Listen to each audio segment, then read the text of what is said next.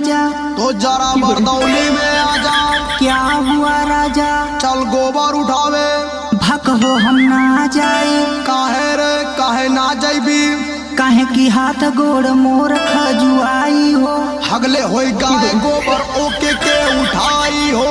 जे गाय भैंस पलले हवे उहे उठाई हो। हाथा पनीर रानी राती में खियाई हो। का तुहके गोबर का छेवाली लागत होई का? तकताही का मास्टराइन जी होई का? पढ़नी हम BEd पढ़ाई ले कॉलेजे में। हाथ लतियाई के धराई देव नॉलेजे में। चाहे के तनु तुम्हारा गोबर ना उठाई बहो। जत हैं दूसर हम मेहर लेके आई बहो। देखा जबरी न हमसे गोबर उठवा। हाय पकड़ा तू खाची चुपचाप चल के गोबर उठा।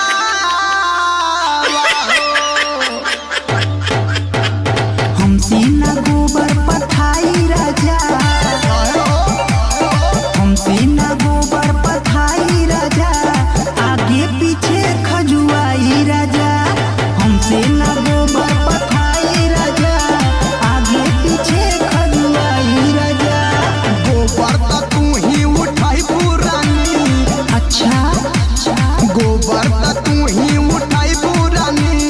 भले तलाक हो जाई रानी। गोबर तो तू ही उठाई पुरानी। भले मर्डर हो जाई रानी।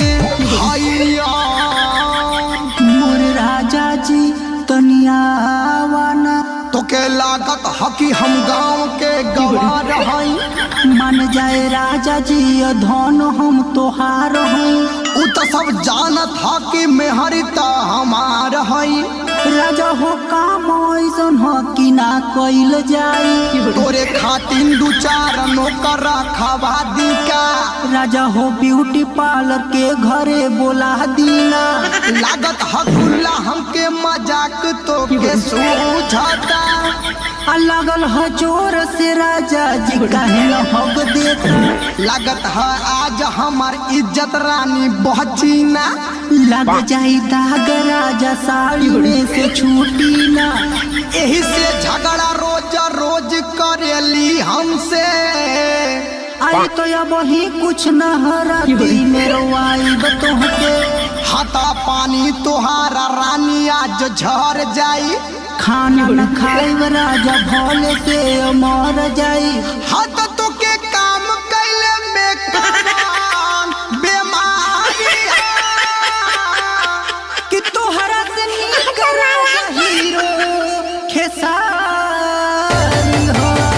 छोटे छोटे बात पर करेलू परेशानी। आजमगढ़ बनारस माऊ घूमेलू ये रानी। खाली भुलवावे ना हमके। झूठे झूठे बात में बोलावता राजा। से जिया पे आई के बजाई देला बाजा। अरे हमार हो संग में जे गोबर उठाई पुरानी। अच्छा संग में जो गोबर उठाई पुरानी। जिंदगी के सुख पूरा पाई पुरानी। संग में गोबर उठाई राजा। जिंदगी के सुख सारा पाई राजा। राजा जी हवा चुम्मा लेला। अरे ठीक है तरापी में दी है। क्या